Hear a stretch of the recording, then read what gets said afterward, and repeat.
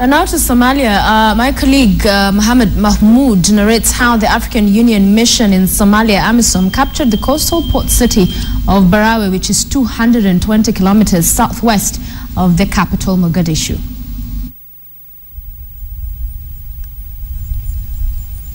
Special forces had to be sent in early last night to eliminate Al-Shabaab snipers who had strategically placed themselves on rooftops.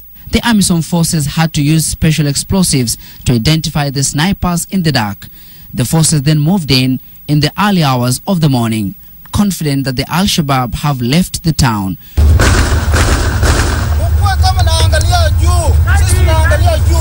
We were welcomed by heavy gunfight from a remnant of fighters strategically left behind to prevent the AMISOM forces from capturing Barawe.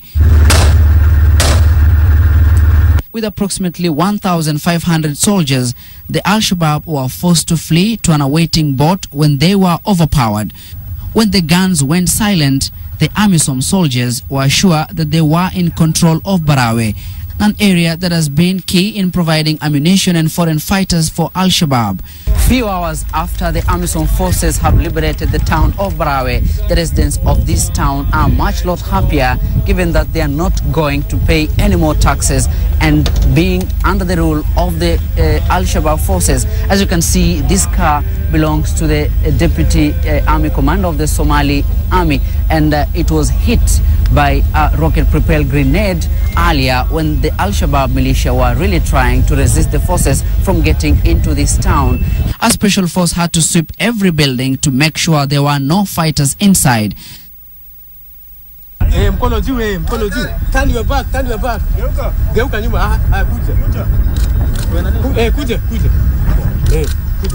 Some of the residents were caught up in the exercise. Yoni, uweze kutembea asubuhi, uweze kutembea. Uweze kubeba simu pia barabarani. Kuna shida atavunda simu yako pia. Kazi hakuna. Tupika gabashi bia neno. Pika ngumi. Mambo mabaya ndugu yangu.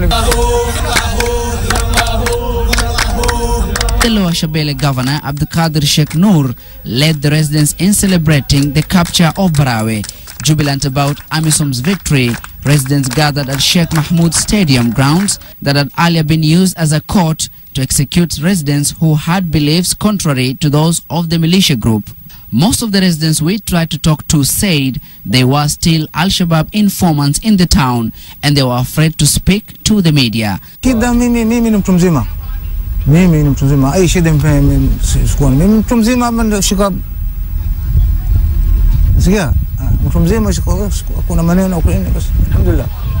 Al-Shabaab leaders have escaped and are still being pursued by the Kenya Defense Forces in the Indian Ocean.